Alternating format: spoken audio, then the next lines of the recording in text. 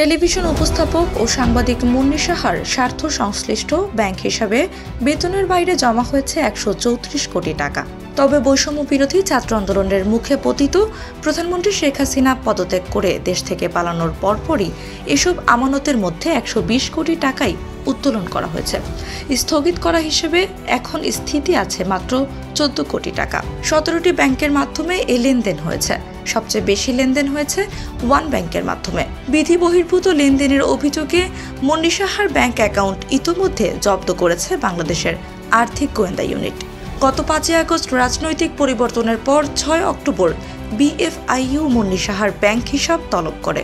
Bank হিসাবের বাইরে Gulshan Tejgaon link road এলাকায় শান্তিনিকেতনে ১৬৫, রোজাগ্রিনে তার একটি ডুপ্লেক্স বাড়ির সন্ধান মিলেছে। ভোরের কাগজ নিয়ে মুন্নি সাহার সাংবাদিকতা শুরু। সেখান থেকে তিনি যান ২১শে টেলিভিশনে। এরপর যোগ দেন এটিএন বাংলায়। মুন্নি সাহা বহু জাতীয় এবং আন্তর্জাতিক গুরুত্বপূর্ণ ঘটনাবলী টেলিভিশনের পর্দায় উপস্থাপন করেছেন। বিশেষ করে শাহবাগের গণজাগরণ মঞ্চের সমাবেশের ব্যাপারে তার ব্যাপক ভূমিকা ছিল।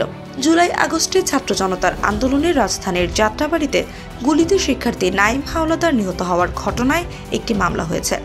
গত ২২ আগস্ট যাত্রাবাড়ি থানায় ওই মামলা করেন নিহত শিক্ষার্থীর বাবা মোহাম্মদ কামরুল ইসলাম। সেই মামলায় সাবেক প্রধানমন্ত্রী শেখ হাসিনা সহ একাধিক মন্ত্রী, এমপি, আওয়ামী লীগ, যুবলীগ, ছাত্রলীগ সদস্য এবং পুলিশ ও র্যাব কর্মকর্তাদের সঙ্গে যে ৭ সাংবাদিককে আসামি করা হয়েছে তাদের মধ্যে একজন মুন্নি সাহা।